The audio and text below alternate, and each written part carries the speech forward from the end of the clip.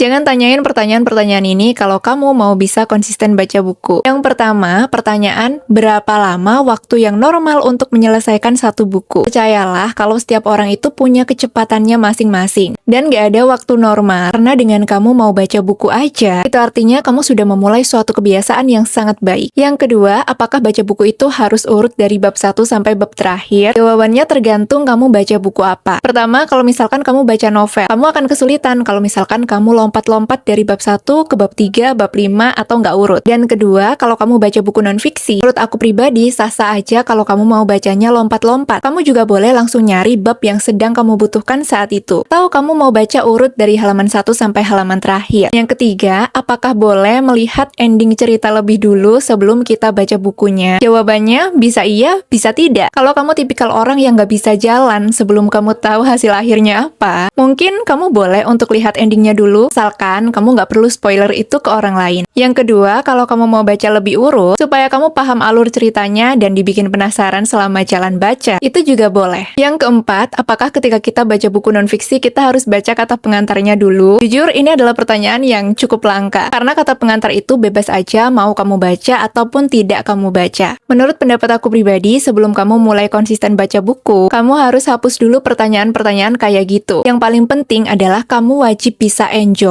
selama kamu baca buku. Kalau kamu udah bisa enjoy, kamu bisa seneng. Konsisten membaca bukan jadi sesuatu yang sulit lagi untuk ditanamkan di kehidupan sehari-hari. Baca buku itu nggak ada aturan spesifiknya. Kamu boleh baca apa aja asalkan sesuai rate usia dan sesuai dengan keadaan yang kamu butuhkan. Dan dua hal ini hanya kamu sendiri yang tahu. Dan menurut opiniku, baca buku itu seperti halnya menjalani kehidupan. Kamu boleh pilih jalan mana aja yang membuat kamu senang. Dan jangan sampai kamu hilang arah, gak nyampe ke tujuannya, ya karena kamu terlalu mendengarkan orang lain. Baca buku juga kayak gitu. Asalkan kamu enjoy, asalkan kamu dapat manfaatnya, kamu udah bisa disebut sebagai pembaca. Jadi jangan takut untuk mulai baca buku dengan cara apapun yang menurut kamu bisa kamu terapkan mulai dari sekarang.